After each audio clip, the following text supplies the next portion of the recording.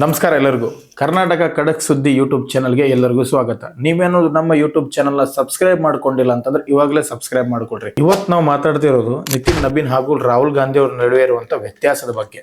ಇಲ್ಲಿ ಒಂದು ಸ್ಪಷ್ಟವಾಗಿ ನಿಮ್ಗೆ ಅರ್ಥ ಮಾಡಿಸ್ತೀನಿ. 45 ವಯಸ್ಸಾಗೋಷ್ಟರೊಳಗೆ ನಿತಿನ್ ನಬೀನ್ ಅವರು BJP ಅಧ್ಯಕ್ಷ ಆಗಿದ್ರು. 55 ವಯಸ್ಸಾದರೂ ಕೂಡ ರಾಹುಲ್ ಗಾಂಧಿಯನ್ನ ಯುವ ನಾಯಕ ಅಂತ ಕರೀತಾರೆ ಈಗಲೂ. ನಿತಿನ್ ನಬೀನ್ ಅವರು 5 ಸಾರಿ ಎಲೆಕ್ಷನ್, 5 ಸಾರಿ ಗೆಲುವು ಕೆಲಸ ಮಾಡಿ ಮೇಲೆ ಬಂದವರು.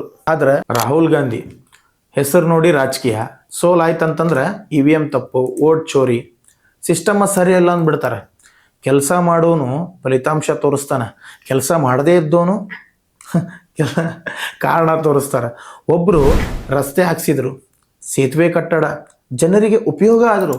ಇನ್ನೊಬ್ಬನು ಭಾಷಣ, ಆರೋಪ, ವಿದೇಶದಲ್ಲಿ ದೇಶದ ಬಗ್ಗೆ ಟೀಕೆ. ಜನರು ನೋಡ್ತಾರೆ, ಜನರು ಅರ್ಥ ಮಾಡ್ಕೊಳ್ತಾರೆ. ಅದಕ್ಕೆ ಹೇಳ್ತೀನಿ, ನಾಯಕತ್ವ ಹೆಸರಿಂದ ಬರಲ್ಲ, ಕೆಲಸದಿಂದ ಬರ್ತೈತಿ. ನೋಡ್ರಿ, ರಾಜಕೀಯ ಅಂದರೆ ಹೆಸರು ಮಾತ್ರ ಅಲ್ಲ, ಕೆಲಸನೂ ಇರ್ಬೇಕು. ಅವರು ಚಿಕ್ಕ ವಯಸ್ಸಿನಾಗ ರಾಜಕೀಯಕ್ಕೆ ಬಂದರು, ಹಂತ ಹಂತವಾಗಿ ಮುಂದೆ ಬಂದವರು. ಅವರು MLA ಆಗಿದ್ರು, ಮಂತ್ರಿ ಆಗಿದ್ರು, ಇವತ್ತು ದೊಡ್ಡ ಜವಾಬ್ದಾರಿಯನ್ನು ತಲೆ ಮ್ಯಾಗ ಹೊತ್ಕೊಂಡಾರ. ಇನ್ನೊಂದು ಕಡೆ ರಾಹುಲ್ ಗಾಂಧಿ ಅನ್ನುವ ನಾಯಕ, ಹೆಸರು ದೊಡ್ಡದು, ಆದರೆ ಜನರ ನಿರೀಕ್ಷೆ ಪೂರ್ಣ ಆಗಿಲ್ಲ.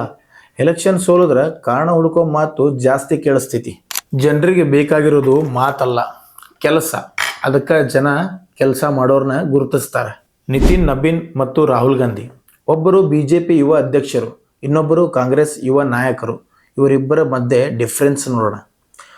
ಇದೊಂದು ಸ್ಪಷ್ಟ ಉದಾಹರಣೆ ಹೇಗೆ BJP ಮತ್ತು ಕಾಂಗ್ರೆಸ್ ಅವರವರ ನಾಯಕತ್ವವನ್ನು ಆಯ್ಕೆ ಮಾಡ್ತವೆ ಅನ್ನೋದ್ರ ಬಗ್ಗೆ.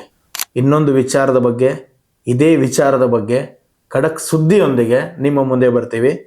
ಜೈ ಹಿಂದ್, ಜೈ ಕರ್ನಾಟಕ ಮಾತೆ.